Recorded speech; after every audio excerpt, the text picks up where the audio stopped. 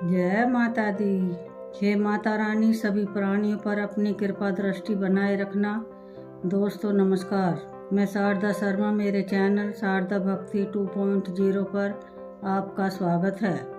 धार्मिक व्रत कथा कहानी सुनने के लिए मेरे चैनल को सब्सक्राइब करें और लाभ उठाएं। दोस्तों, आज हम आपके लिए लेकर आए हैं अक्षय तृतीया की कुछ एक खास बातें और इस दिन का खास महत्व। आप भी सुनिए और पुण्य के भागीदार बने। तो आइए दोस्तों, शुरू करते हैं। शास्त्रों में अक्षय तृतीया को स्वयं सिद्ध मुहूर्त माना गया है।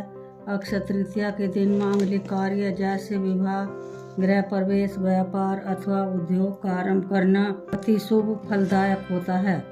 सही मायने में अक्षय तृतीया अपने नाम के अनुरूप शुभ फल प्रदान करती है। अक्षय तृतीया पर सूर्य व चंद्रमा अपनी उच्च राशि में रहते हैं। आइए जाने कुछ खास बातों से अक्षय तृतीया का महत्व। नंबर 1, नया वाहन लेना या गृह प्रवेश करना, आभूषण खरीदना इत्यादि जैसे कार्यों के लिए तो लोग इस तिथि का विशेष उपयोग करते हैं। मान्यता है कि यह दिन सभी का जीवन में अच्छे भाग्य और सफलता को लाता है। इसलिए लोग जमीन जायदाद संबंधित कार्य, शेयर मार्केट में निवेश, रियल एस्टेट के सौदे या कोई नया बिजनेस शुरू करने जैसे काम भी लोग इसी दिन करने की चाह रखते हैं।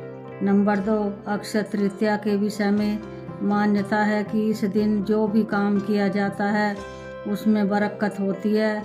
यानी इस दिन का जो भी अच्छा काम करेंगे उसका फल कभी समाप्त नहीं होगा। अगर कोई बुरा काम करेंगे तो उस काम का परिणाम भी कई जन्मों तक पीछा नहीं छोड़ेगा। नंबर 3, धरती पर देवताओं ने 24 रूपों में अवतार लिया था। इनमें छठा अवतार भगवान परशुराम का था। पुराणों में उनका जन्म अक्षय तृतीया को हुआ था। नंबर 4, इस दिन भगवान विष्णु के चरणों से धरती पर गंगा अवतरित हुई। सतयुग, द्वापर व त्रेता युग के प्रारंभ की गणना इस दिन से होती है। नंबर 5, शास्त्रों की इस मान्यता को वर्तमान में व्यापारिक रूप दे दिया गया है, जिसके कारण अक्षय तृतीया के मूल उद्देश्य से हटकर लोग खरीदारी में लगे रहते हैं। वास्तव में यह वस्तु खरीदने का दिन नहीं है। वस्तु की खरीदारी में आपका संचित धन खर्च होता है। नंबर 6, न माधव समो मासो न कृतेन युगम समम न च वेद समम शास्त्रम न तीर्थ गंगायाम समम। अर्थात वैशाख के समान कोई मास नहीं है, सतयुग के समान कोई युग नहीं है, वेद के समान कोई शास्त्र नहीं है और गंगा जी के समान कोई तीर्थ नहीं है। उसी तरह अक्षय तृतीया के समान कोई तिथि नहीं है। नंबर 7, वैशाख मास की विशिष्टता इसमें आने वाली अक्षय तृतीया के कारण अक्षुष्ण हो जाती है। वैशाख मास के शुक्ल पक्ष तृतीया को मनाए जाने वाले इस पर्व का उल्लेख विष्णु धर्म सूत्र, मत्स्य पुराण, नारदीय पुराण तथा भविष्य पुराण आदि में मिलता है। नंबर 8, यह समय अपनी योग्यता को निखारने और अपनी क्षमता को बढ़ाने के लिए उत्तम है। नंबर 9, यह मुहूर्त अपने कर्मों को सही दिशा में प्रोत्साहित करने के लिए श्रेष्ठ माना जाता है। शायद यही मुख्य कारण है कि इस काल को दान इत्यादि के लिए सबसे अच्छा माना जाता है। नंबर 10, वैशाख मास के शुक्ल पक्ष की तृतीया को आखा तीज के रूप में मनाया जाता है। भारतीय जनमानस में यह अक्षय तीज के नाम से प्रसिद्ध है। नंबर 11, पुराणों के अनुसार इस दिन सूर्योदय से पूर्व उठकर स्नान, दान, जप, स्वाध्याय आदि करना शुभ फलदायी माना जाता है। इस तिथि में किए गए शुभ कर्म का फल क्षय नहीं होता है। इसको सतयुग के आरंभ की तिथि भी माना जाता है, इसलिए इसे कृत युगादि तिथि भी कहते हैं। नंबर 12, यदि इसी दिन रविवार हो तो वह सर्वाधिक शुभ और पुण्यदायी होने के साथ साथ अक्षय प्रभाव रखने वाली भी हो जाती है। नंबर 13, मत्स्य पुराण के अनुसार अक्षय तृतीया के दिन अक्षत, पुष्प, दीप आदि द्वारा भगवान विष्णु की आराधना करने से विष्णु भगवान की विशेष कृपा प्राप्त होती है तथा संतान भी अक्षय बनी रहती है। नंबर 14, दीन दुखियों की सेवा करना, वस्त्र आदि का दान करना और शुभ कर्म की ओर अग्रसर रहते हुए मन, वचन व अपने कर्म से अपने मनुष्य धर्म का पालन करना ही अक्षय तृतीया पर्व की सार्थकता है।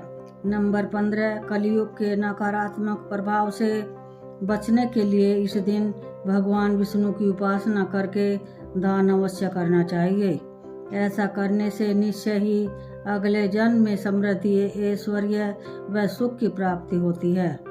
नंबर 16, भविष्य पुराण के एक प्रसंग के अनुसार साकल नगर रहने वाले एक वणिक नामक धर्मात्मा अक्षय तृतीया के दिन पूर्ण श्रद्धा भाव से स्नान, ध्यान व दान कर्म करता था, जबकि उसकी पत्नी उसको मना करती थी। मृत्यु बाद किए गए दान पुण्य के प्रभाव से वणिक द्वारका नगरी में सर्व सुख संपन्न राजा के रूप में अवतरित हुआ। नंबर 17, इस दिन पवित्र नदियों में स्नान कर सामर्थ्य के अनुसार जल, अनाज, गन्ना, दही, सत्तू, फल, सुराही, हाथ से बने पंखे, वस्त्र आदि का दान करना विशेष फल प्रदान करने वाला माना गया है। नंबर 18, दान को वैज्ञानिक तर्कों में ऊर्जा के रूपांतरण से जोड़कर देखा जा सकता है। दुर्भाग्य को सौभाग्य में परिवर्तित करने के लिए यह दिवस सर्वश्रेष्ठ है। नंबर 19, यदि अक्षय तृतीया रोहिणी नक्षत्र को आए तो इस दिवस की महत्ता हजारों गुना बढ़ जाती है।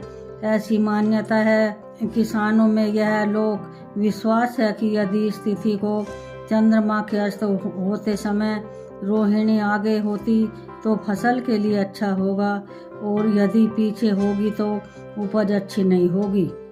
नंबर 20, इस दिन प्राप्त आशीर्वाद बेहद तीव्र फलदायक माने जाते हैं। भविष्य पुराण के अनुसार इस तिथि की गणना युग आदि तिथियों में होती है।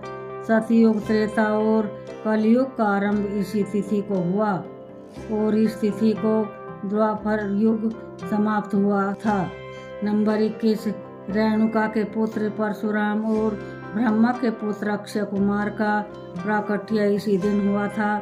इस दिन श्वेत पुष्पों से पूजन कल्याणकारी माना जाता है। नंबर 22, धन और भौतिक वस्तुओं की प्राप्ति तथा भौतिक उन्नति के लिए इस दिन का विशेष महत्व है। धन प्राप्ति के मंत्र, अनुष्ठान व उपासना बेहद प्रभावी होते हैं। स्वर्ण, रजत, आभूषण, वस्त्र, वाहन और संपत्ति के क्रय के लिए मान्यताओं ने इस दिन को विशेष बताया और बनाया है। बिना पंचांग देखे इस दिन को श्रेष्ठ मुहूर्तों में शुमार किया जाता है। नंबर 23, दान करने से जाने अनजाने हुए पापों का बोझ हल्का होता है और पुण्य की पूंजी बढ़ती है। अक्षय तृतीया के विषय में कहा गया है कि इस दिन किया गया दान खर्च नहीं होता है, यानी आप जितना दान करते हैं उससे कई गुना आपके अलौकिक कोष में जमा हो जाता है। नंबर 24, मृत्यु के बाद जब अन्य लोक में जाना पड़ता है तब उस धन से दिया गया दान विभिन्न रूपों में प्राप्त होता है। पुनर्जन्म लेकर जब धरती पर आते हैं तब भी उस कोष में जमा धन के कारण धरती पर भौतिक सुख एवं वैभव प्राप्त होता है। इस दिन स्वर्ण, भूमि, पंखा, जल, सत्तू, जौ, छाता, वस्त्र कुछ भी दान कर सकते हैं, जो दान करने से स्वर्ण दान का फल प्राप्त होता है। नंबर 25, इस तिथि को चारों धामों में से उल्लेखनीय एक धाम भगवान श्री बद्रीनारायण के पट खुलते हैं। अक्षय तृतीया को ही वृंदावन में श्री बांके बिहारी जी के चरणों के दर्शन वर्ष भर में एक बार ही होते हैं। जय माता दी।